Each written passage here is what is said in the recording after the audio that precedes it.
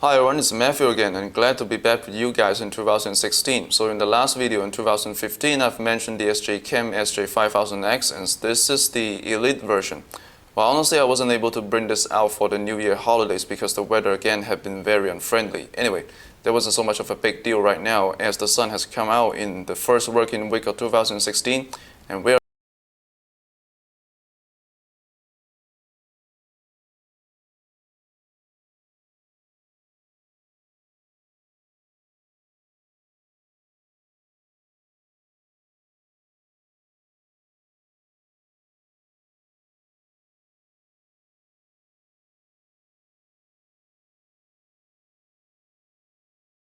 product. So let's go. Alright, question number 1. Does the interpolated 4K at 24 FPS make any sense? Although it comes with a Sony image sensor, the SJ5000X Elite is still only able to record in interpolated 4K due to the limitation of its chipset. Technically, it is interpolated horizontally and it is called 4K-high, which is actually closer to 2K.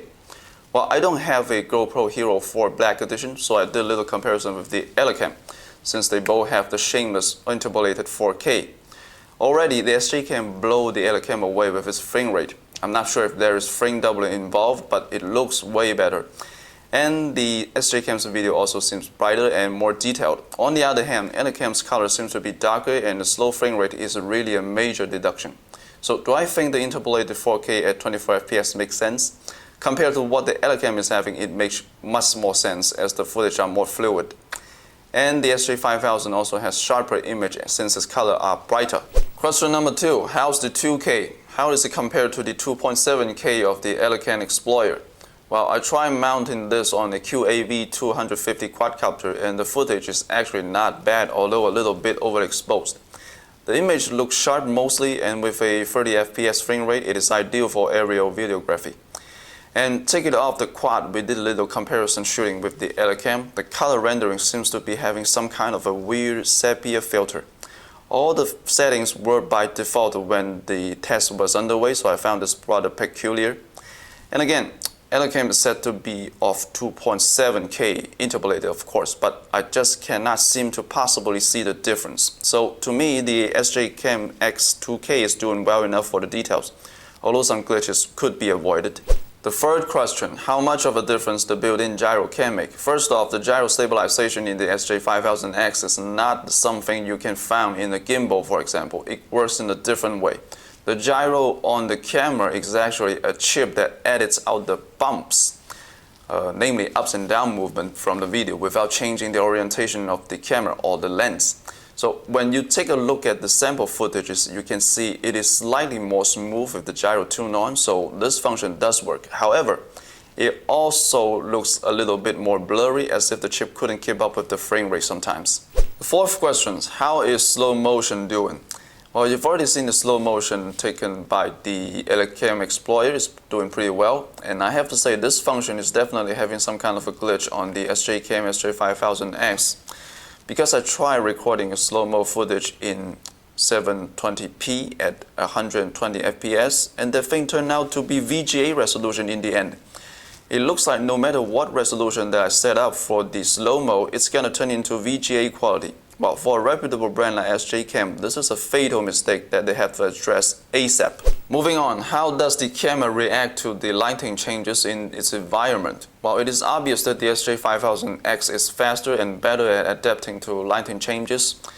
In most cases, it looks like as if it only takes 1 second for the camera to readjust, and there was even one strange case in which the camera didn't even take time to adapt to lighting change. That was done at night. Number 6. How's the dynamic range? Well, looking at the video samples, the SJ5000X image looks more vivid than on the ELECAM with their increased brightness. ELECAM has a tendency to have darker color, and some details are omitted because of this. And when comparing the photos, again, SJ5000X seems to have a wider dynamic range, but it can get overexposed sometimes. So obviously the SJ5000X is doing better, but it needs to be fine-tuned in some situations. In the height line situation, I'm more pro ELECAM as it seems to be handling the brightness better. Number 7. Adjustable field of view. How is it? Well, no doubt this is realized on a software level. Nonetheless, this works well on the SJ5000X, and on 140 and 170 there is some slight fisheye effect, but it is not really disturbing. And when it comes down to 110 and 70 degree, this is almost imperceptible. So in general, it is working well, but do pay attention that if you are using a waterproof case, you might get some venting. Number 8, how's underwater mode doing? I didn't went seaside to find out about this, but plunging it down into a fish tank, I can see the difference. With this mode on, the camera seemed to have more authentic color reproduction. The room where we had this fish tank was mainly illuminated by a bright yellowish light, and the camera seems to get that right.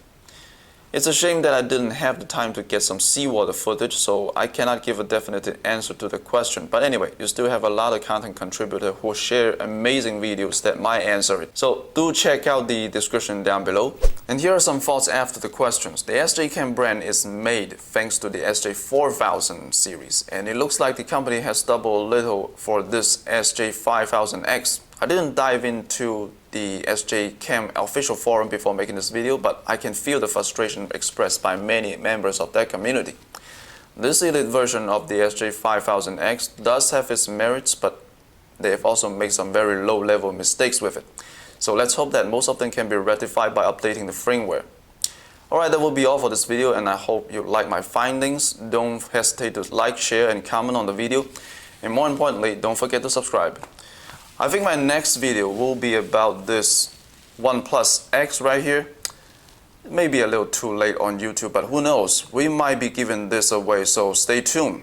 Matthew here, signing off.